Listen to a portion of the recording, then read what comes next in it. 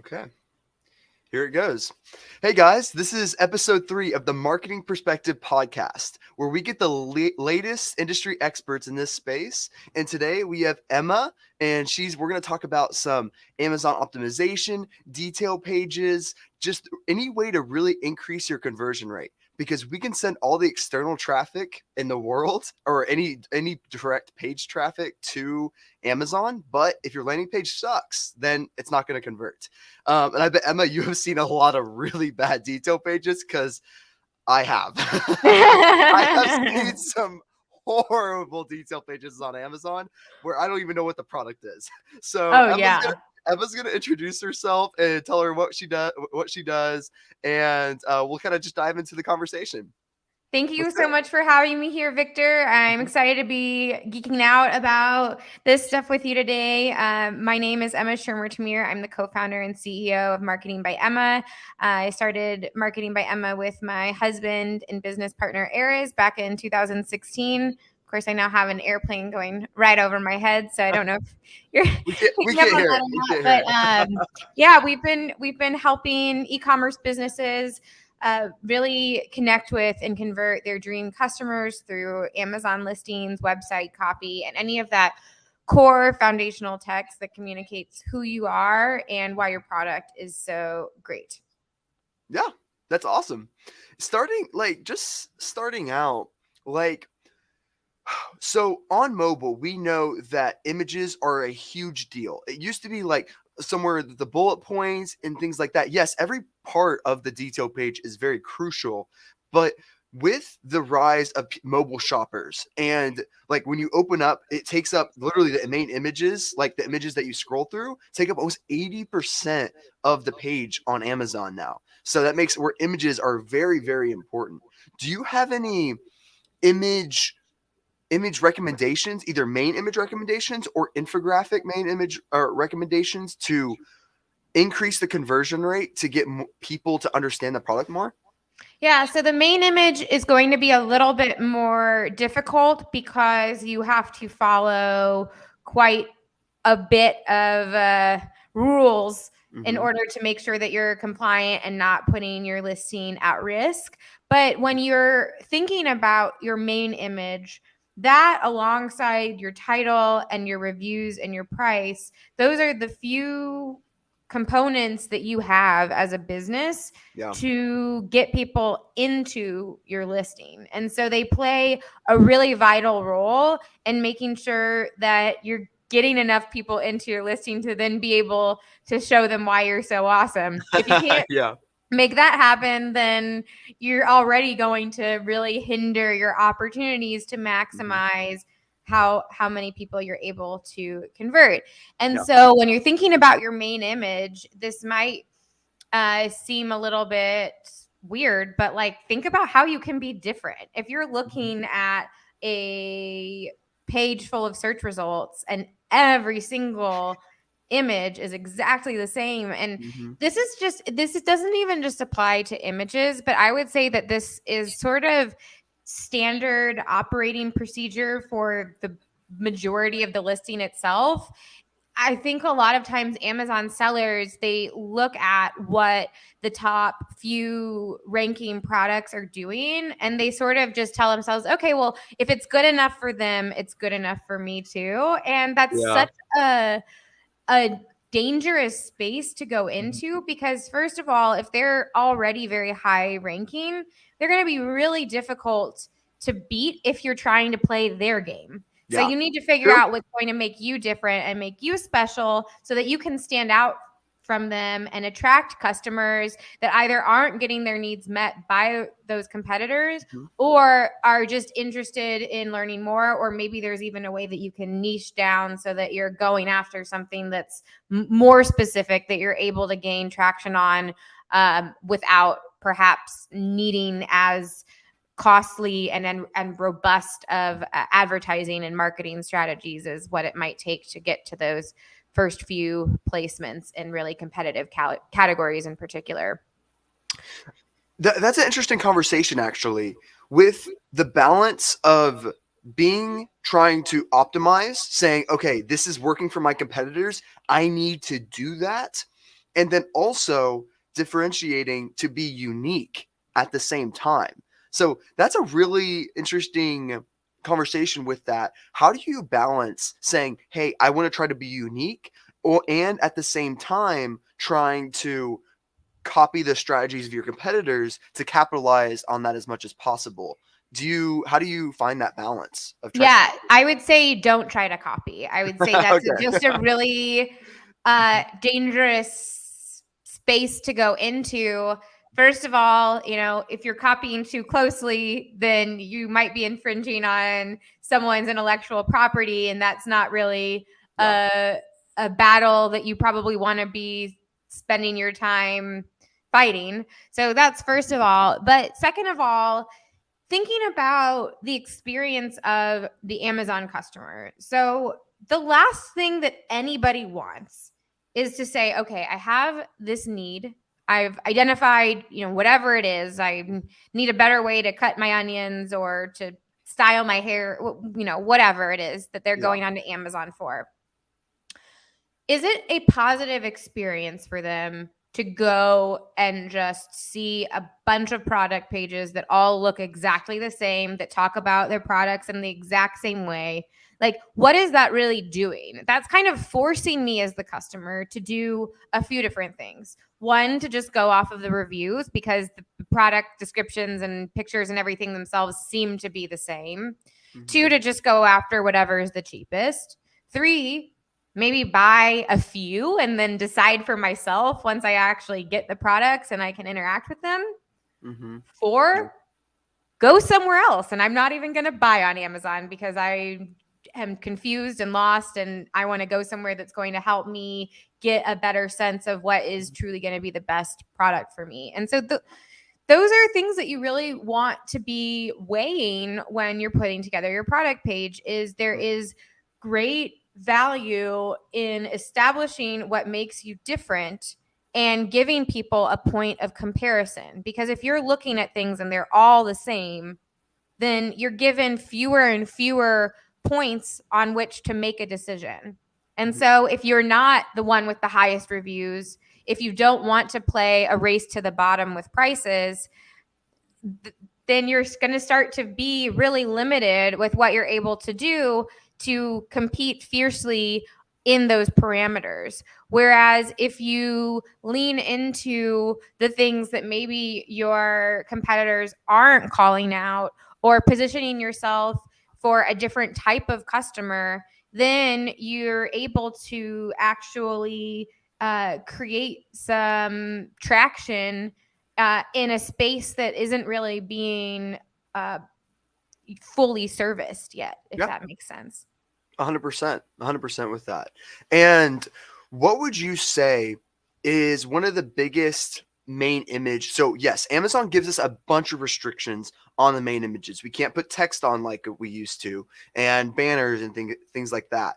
But we're still able to get very creative with the type of things we're able to put on there. Like, for example, if it's a supplement product, we're able to put like the pills on the outside and things like that. And all those would be necessarily optimizations that we could do in order to increase our click-through rate. Have you seen anything else when it comes to doing that with the main images? Is there any particular avenues you go with the main images to kind of increase the click-through rate there? Yeah, so the challenge with that is, so let's say that somebody starts doing that, and then before you know it, everybody else is doing that too, right? So it's Sure. like those kind of tricks work really well at the beginning, but then when everybody else catches on, then the value that it's bringing starts to diminish. And so, when I talked about sort of thinking about how can you be different, like I was on a panel last year at Prosper talking about listing optimization, and one of the other people on the panel, he was selling maternity belts. So something that you sort of wear around your stomach when you're pregnant, I think to kind of like help give some support. I haven't had a baby, so I'm not totally sure exactly how they function. But Yeah. one of the things that he did is he said all of the pictures are facing one direction. I'm going to have mine face the other direction. And so it really was something as simple as just changing the orientation of the image to make it stand out when the composition of the rest of the main image was exactly the same. And his Yeah. click-through rate increased substantially with that. And so those are the types of things that you want to be considering. It's less of, what is just a general rule that can work for every single product. And it really comes down to typing in those search terms that you're trying to go after with your product, seeing, analyzing the search results pages, and then thinking about what can you do, whether it's, even maybe changing your packaging to something that's like a different color that would maybe be more eye popping, or to lay out your product in a different kind of way, or to take up more visual space. So there are different types of things that you can do, but you should really be making those decisions based upon how that's fitting into the current landscape to really maximize your ability to grab those eyeballs. Yeah, and I think that makes a lot of sense when it comes down to all those particular things. Um, when you A/B test, what how do you A/B test, or like do you A/B test on your main images? And if you do you use like pick view, or do you go with the Amazon A/B testing tool? How do you see, or is it mainly just analyzing what your competition is doing? Do you do you ever A/B test those particular things, or do you just kind of put it within the main image and kind of see how it goes, type of thing? So we don't actually do the design and photography work, which Yeah. means that when we're providing guidance on these things, it's up to the client Yeah. or their team to implement those recommendations that we've made. And so, yes, you definitely should be A/B testing. That's not something that we're doing directly. I've heard a lot of positive uh, Mhm. feedback about PickFu. They're great people.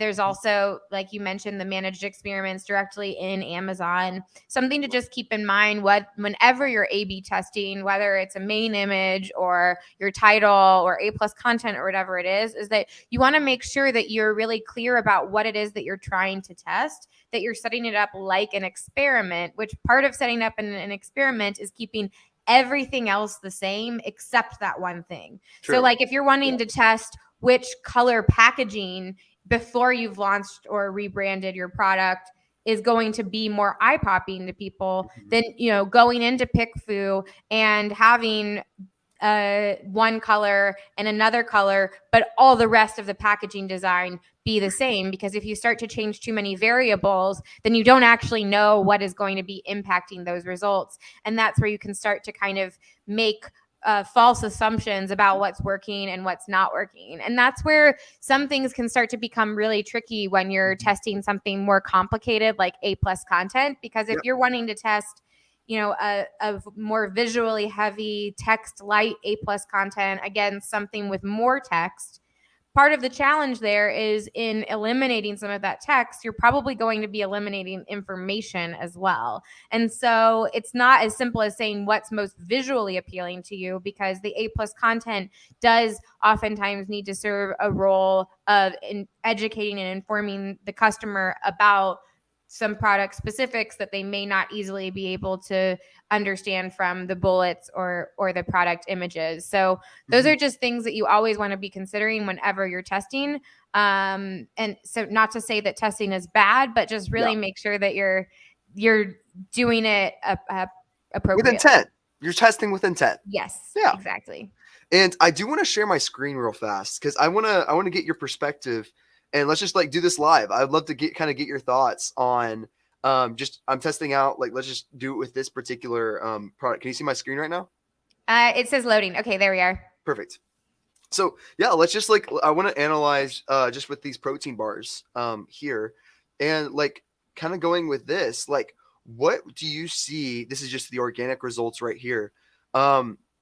What kind of optimizations would you either make to this, or what are they doing well here that is making this very a good image, a good main image? Is it like So this is a little bit loaded for me personally anyway, because I'm very familiar with the natural foods world. I even worked right around the time that I was graduating college. I worked at a natural food store, and it's like one of those things that I have a lot of interest in. And whenever I'm really weird, like I like to go to the grocery store and look for new products. I am so strange. So, the challenge with looking at a product page like this is these are all very established brands that True. carry a different kind of weight than if I were to be searching like last night. So we're currently in Las Vegas for a few months, Yeah. and the apartment that we're staying at has a hot tub, which is awesome, but we have to walk to the hot tub. So Mhm. I'm like, I didn't bring robes, so I need to go shopping for robes.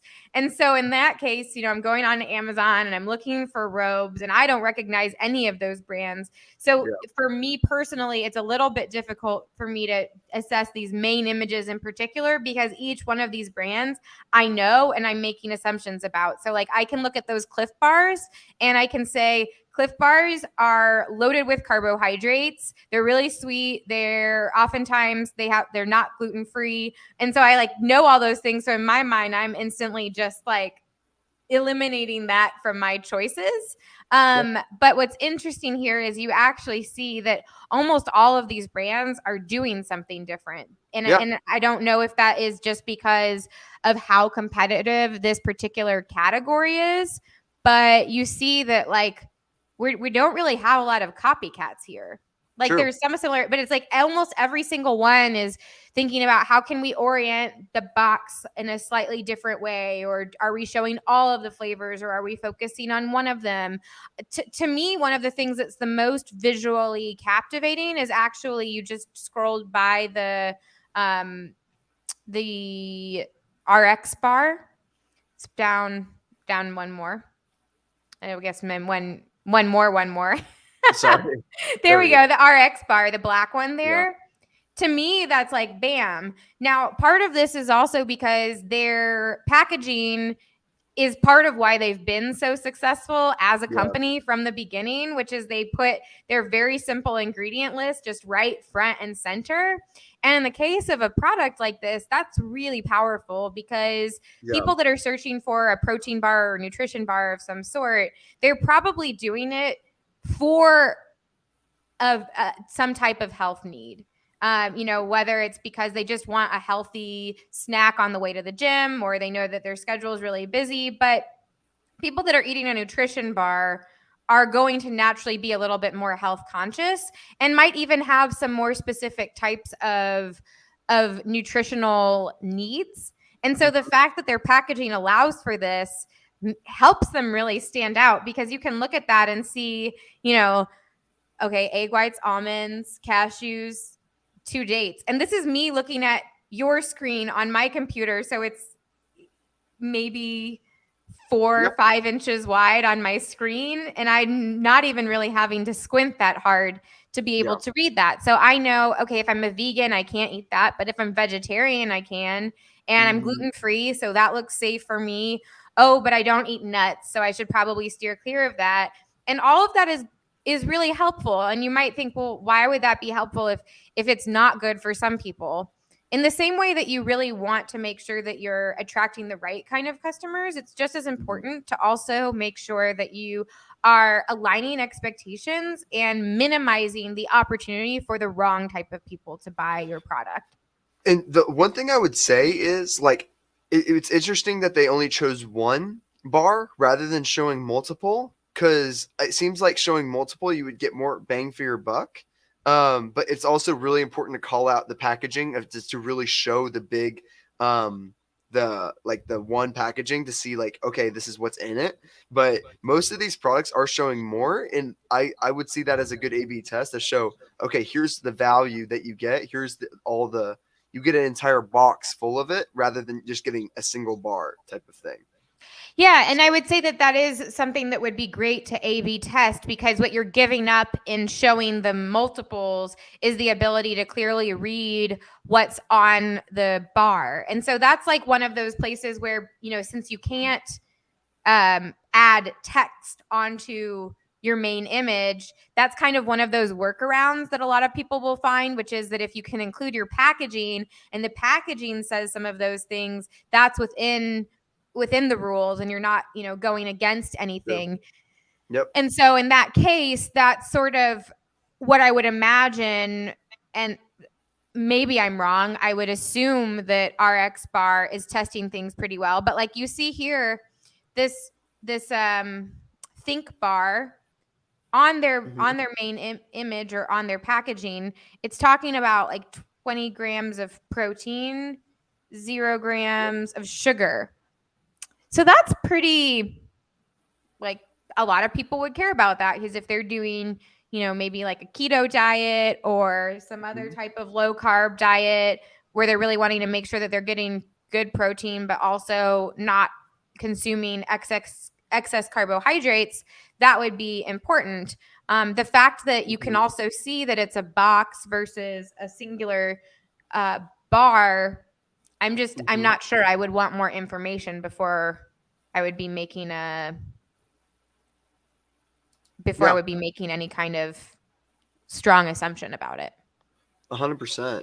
And what I'm trying to do next is find a good example of like an infographic, and that's what kind of surprised me. A lot of these people are not having like the best infographics ever.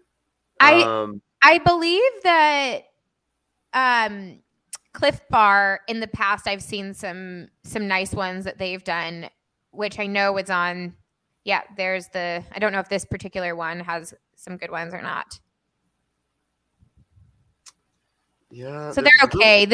I've seen some other ones that are a bit better, where they really kind of like, they speak to the experience of eating the bar and are talking about the taste and textures sort of element, which, if you've eaten your fair share of protein bars, you understand is a very important facet, because it's not super fun to eat cardboard like some of these bars are.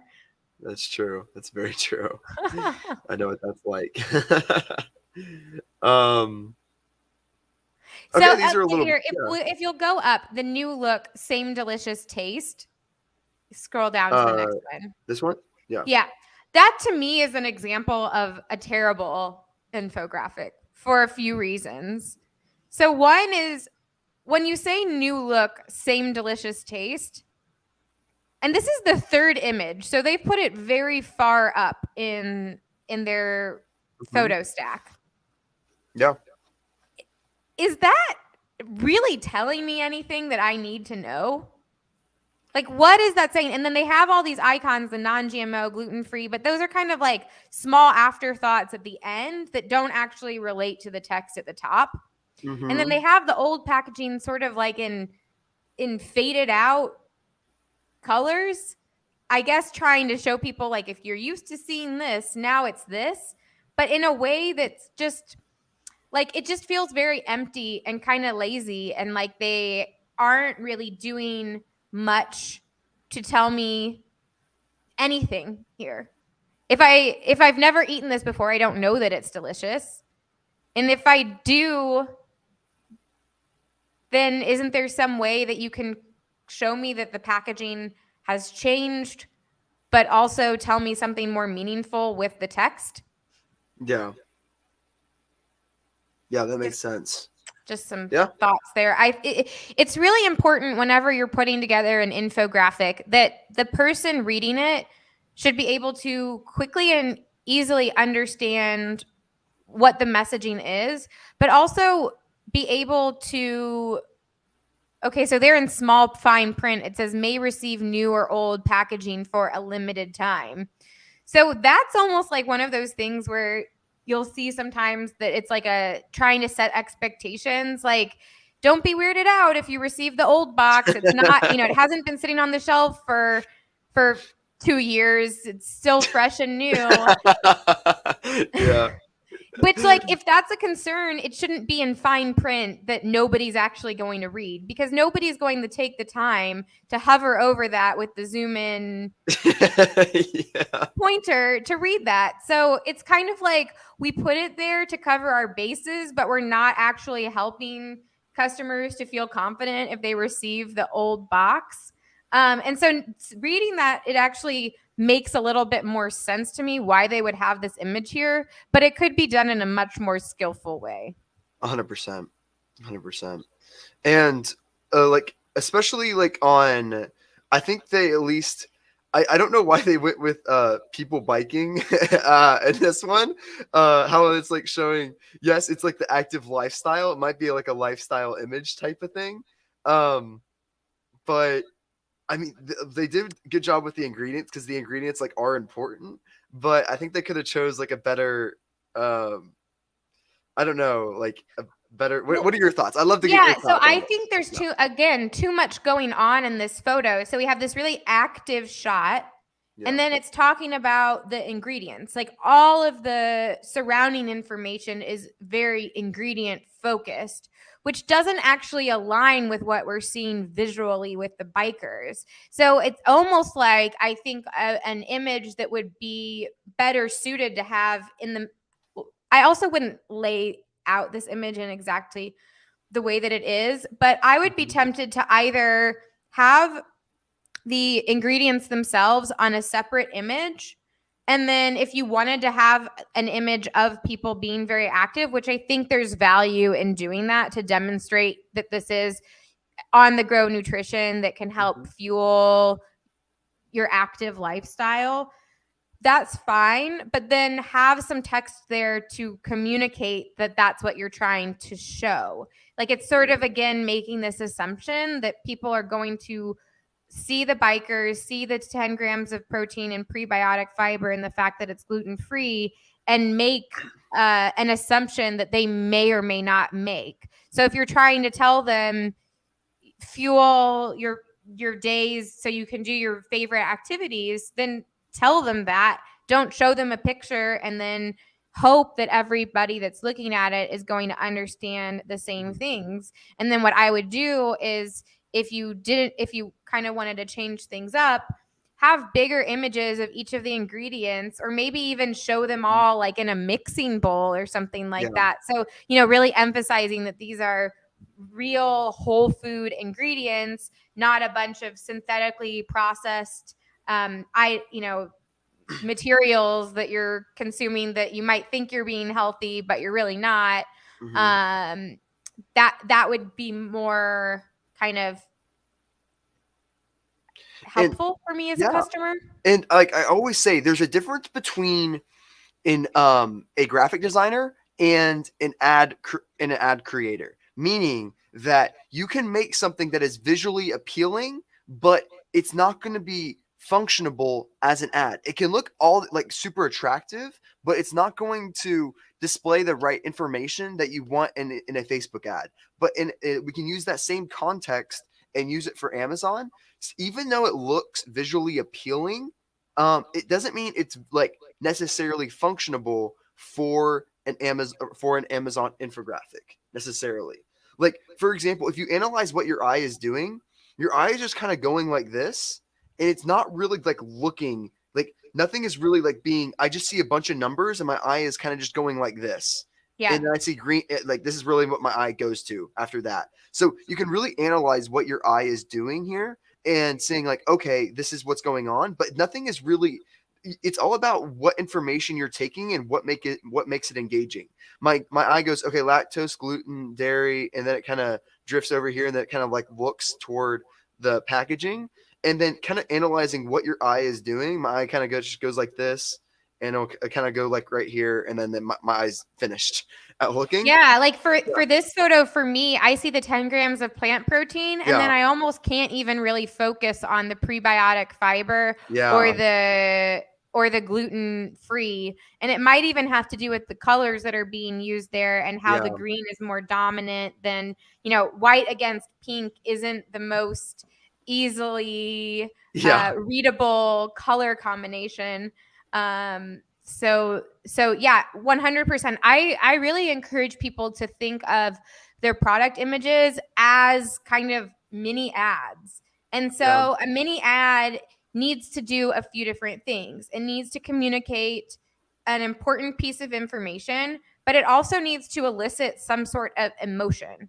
yeah, It's not it's not doing as much as it could or should be doing if you just stop at the information, because yep. what makes these so powerful is you have the text and you have the photos together, and so you're really able to communicate a lot Mhm. and connect with the customer on a deeper level than what you can with just images or just text.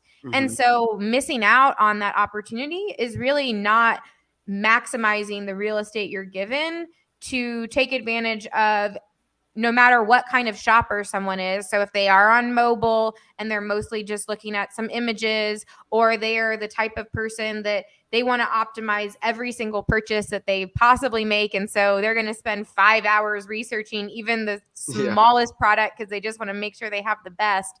No matter what end of the spectrum that person is falling on, they're going to be feeling like they understand what this product is. They're excited to buy it. They feel like it's the solution that they're looking for, and they're just going to go straight to clicking add to cart. Yeah, and that makes a lot of sense. So, when it comes to other optimizations, whether it's the title, um, first of all, is there any best practices with the title? We know it's very important to get click through rate and to show some product information. What do you think about how their title is set up? Is this the right strategy? What would you say about this?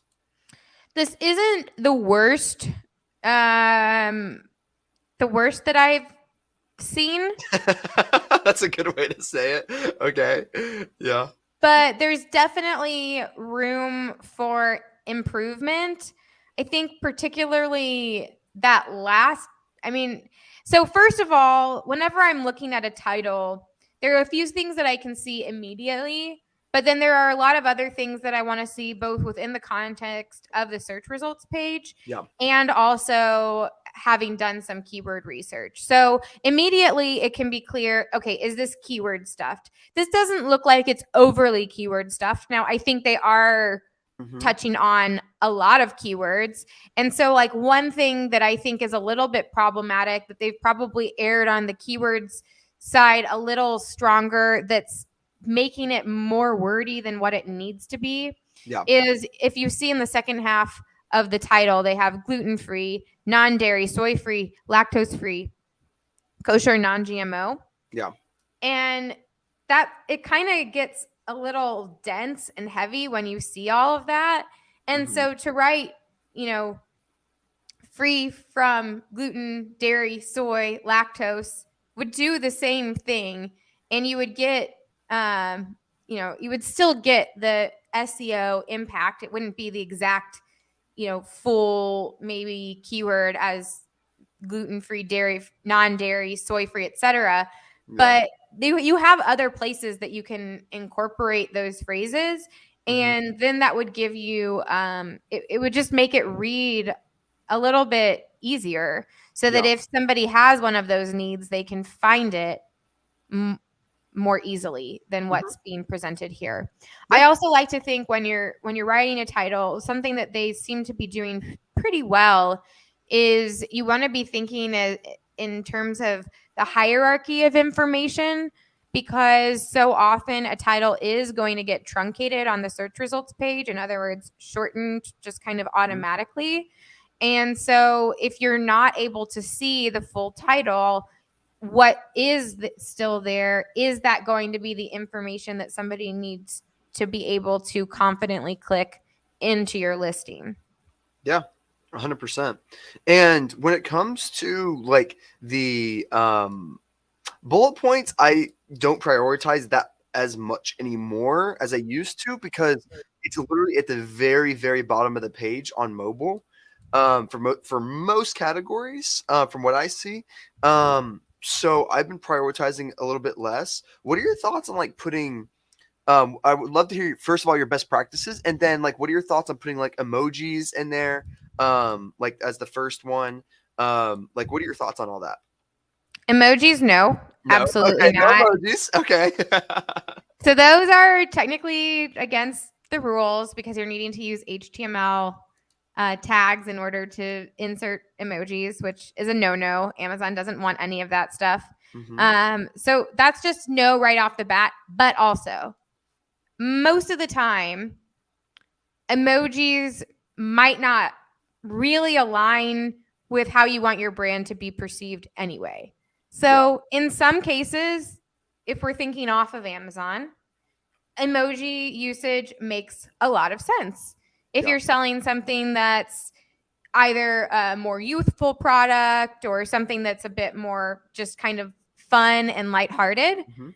But imagine that you're selling a chef's knife and Yeah. you're saying this is a premium professional grade chef's knife forged in Japan by generations of master knife craftsmen. Okay.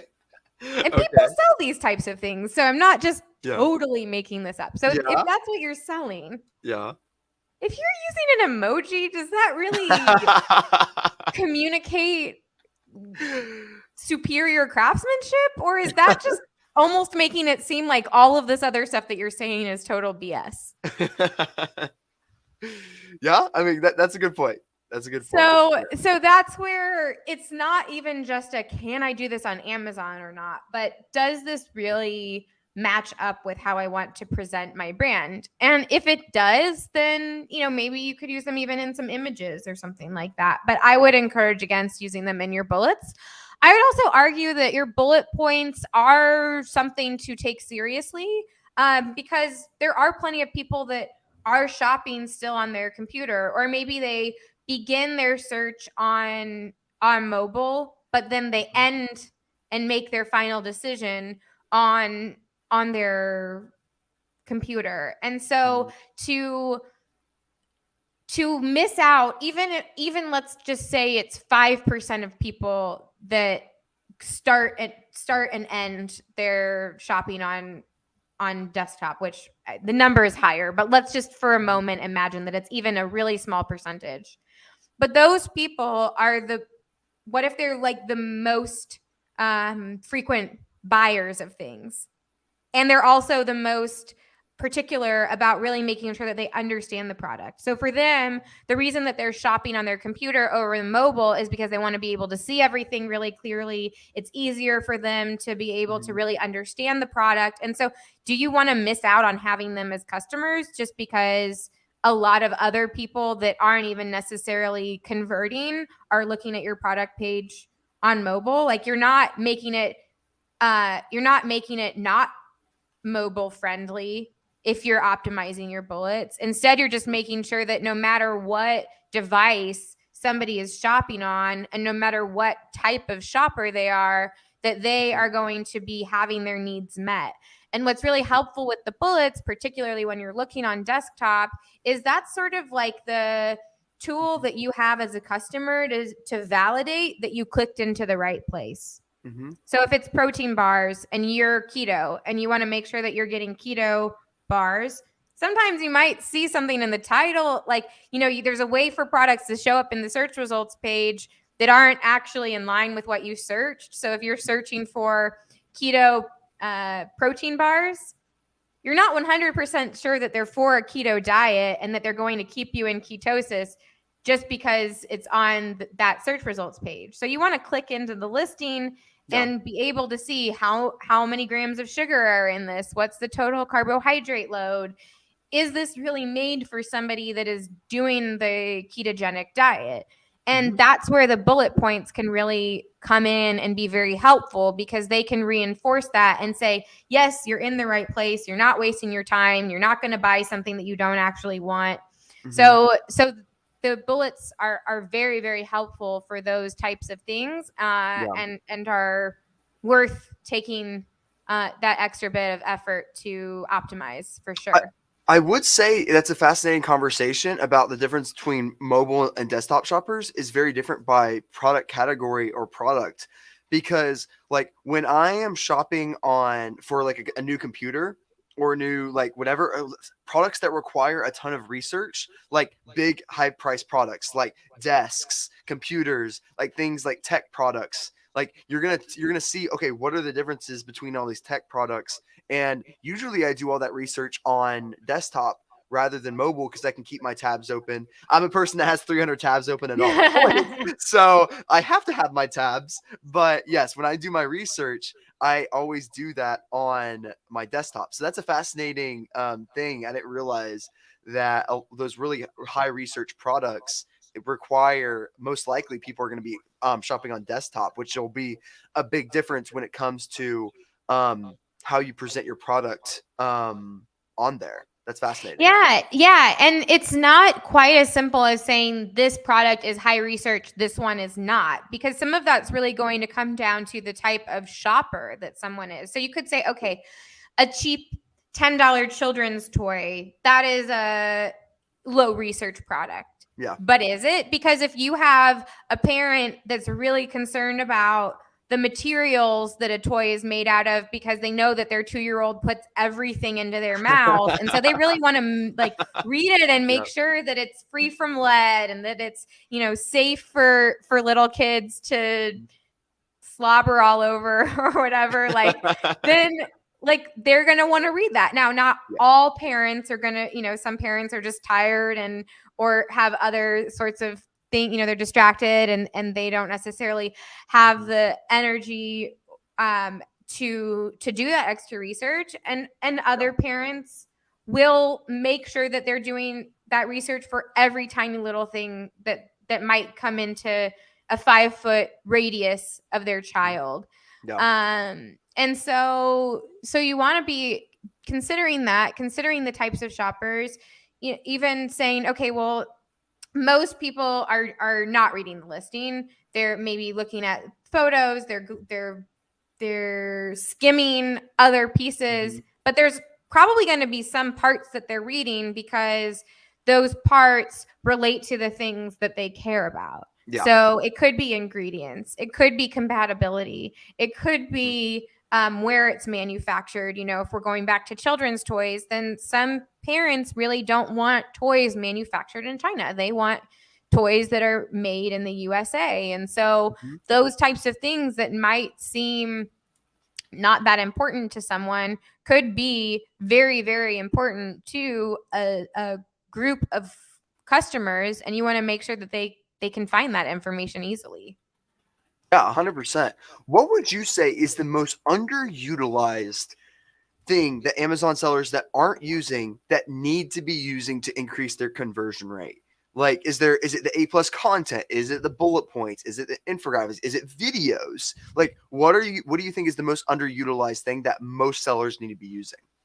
I think the quickest and easiest win as far as underutilized real estate is actually something that we've already been talking about. And it really is making powerful infographics for your product images, because that is kind of killing two birds with one stone. So it's making sure that you have really visually attractive, professional, engaging photos. And then you're using those photos to also communicate those key benefits and important details so that even when you have the more, you know, faster, impulsive types of customers, they're still getting that important information.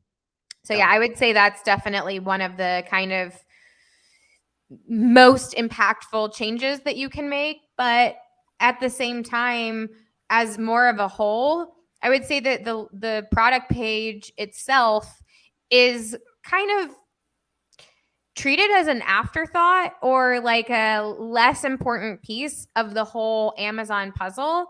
And it's really to your detriment, because it, you know, when you talk about the impact of all of these things together, this is your one opportunity to communicate with a potential buyer. True. And so it is worth it to make sure that you've optimized every single piece of that product page so that you're capturing as much of the traffic as you possibly can. Because if you're on Amazon, you're probably paying for a good chunk of that traffic.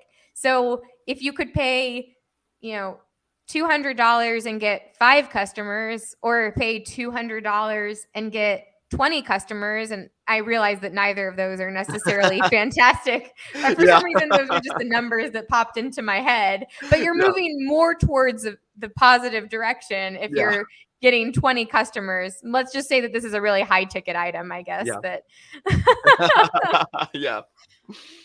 But it would, you know, that, like, think about the impact that makes. You're not spending more money on your advertising, and you're making more money. So you're making each one of those ad dollars more effective.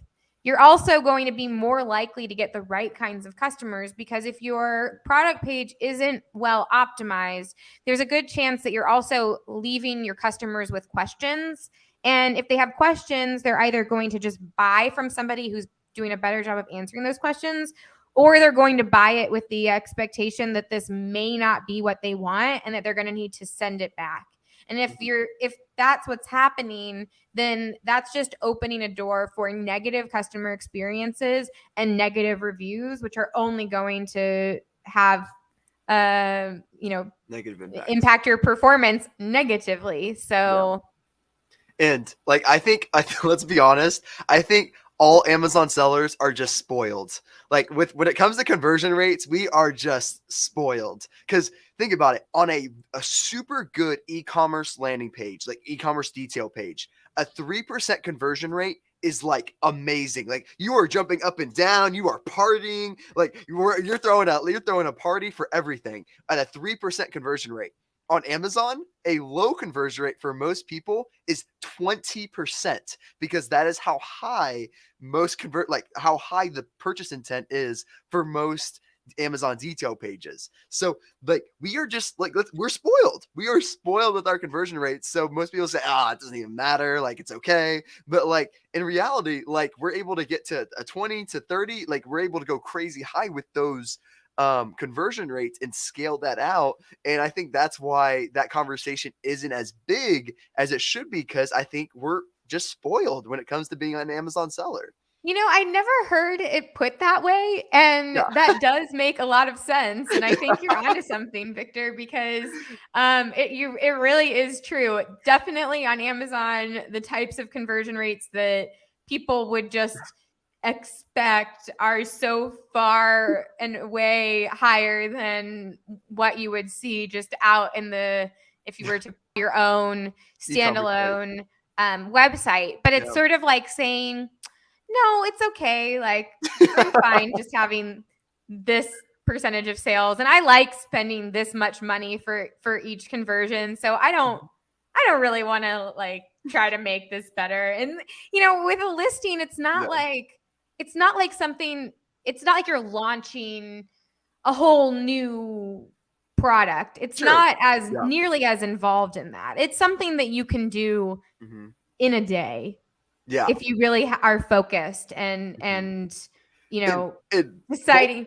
what's What's that? funny, what's funny is like all we have to do is add like A plus content, a few images to A plus content, and we're like, wow, only a 5% increase in our conversion rate. Oh my gosh. And then like I bet any e-commerce person that hears that is like 5%, and like it's funny, like it just how high the purchase intent is. Yes. And where we can get that so easily with with a crappy product page, like we're still working at a 10 to 15% conversion rate. So it's just funny how that all goes. Yeah, and totally. and I wanted one more thing. Is there anything else that you are wanting to communicate that this is important, that this needs to be talked about, or did we kind of cover everything when it comes to the Amazon side of things? So I think one of the pieces that we haven't fully addressed that is becoming more and more important is a strong understanding of brand. Yeah. That is something that Amazon continues to release more and more privileges to Mhm. businesses that are investing in developing a brand. And I think they understand that as part of their long-term growth strategy as Amazon, that it's necessary for the brands that are selling on their marketplace Yeah. to be trustworthy, to be brands that people want to buy from. And they understand that customer trust has not always been the top priority. And so this is, from my perspective, a way to make up for that. And so, Yeah. a really strong brand communicates a lot of trust to its customers and is a way to not just kind of be that cheap Yeah. whatever that you're going to use twice and then have to throw away, but the type of product that you're going to be excited to tell your friends about, and the type of product that you're going to, you want to find out what else this brand is selling and buy the other things that they have, and you want to know about their launches. And that's what really makes a long-term fan and customer, and worth it to even pay higher prices to acquire that customer if there's somebody that is going to be coming back time and time again. So that's where all of the really smart businesses are focusing on. Also, because if you're wanting to eventually expand beyond Amazon, or even if you already are established off of Amazon and you're trying to figure out this marketplace that is Amazon, then that branding piece is vital, because you want to make sure that when somebody's engaging with your brand on Amazon, that they're getting the same experience that they would get on your own website, or vice versa. And so your listing is a very important piece of that, along with your storefront.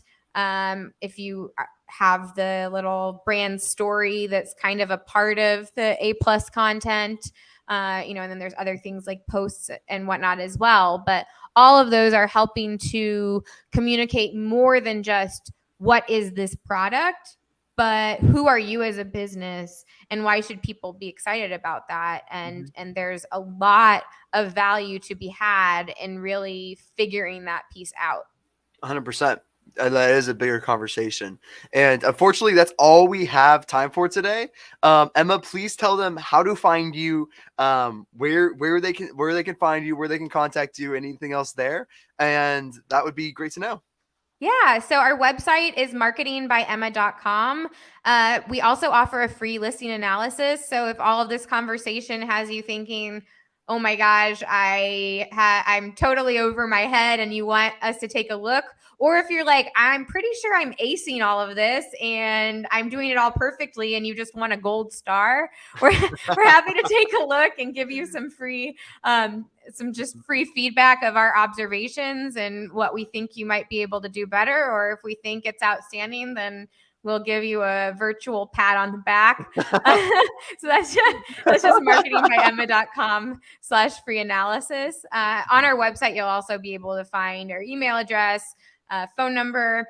And lastly, Victor, I believe I told you this in our correspondence, but I saw your video about why you post bad content, and I told you I was going to launch my YouTube channel and just rip that Band-Aid, and I did that. So you can also find us on YouTube at Marketing by Emma. I'm so proud of you. Have you posted your first video yet? I posted my second video yesterday. Oh, yes. Let's go. And this we'll send you videos, so that way you can have more than just two, and you just got to keep going, keep rolling it, and then I guarantee you'll kill it. Guarantee. Thank you very much. That's so awesome. You're posting a lot on LinkedIn too, right? Posting some on LinkedIn. We're kind of dabbling in all of it for the most. Not Twitter. I have yet to. I don't use Twitter, so I would not know. I majority use LinkedIn, TikTok, and YouTube. Those are my three main platforms I try to focus on as much as humanly possible. So yeah, I need to get into TikTok as well, but haven't gone down that rabbit hole yet. Yeah, that's a whole other thing. So, but yes, thank you so much for coming on. And that's all we have time for today. This is the Marketing Perspective Podcast. Thank you so much for the attendees for coming on. Thank you so much for Emma coming on. And we will talk to you guys later. Thanks, guys. Bye. Thank you.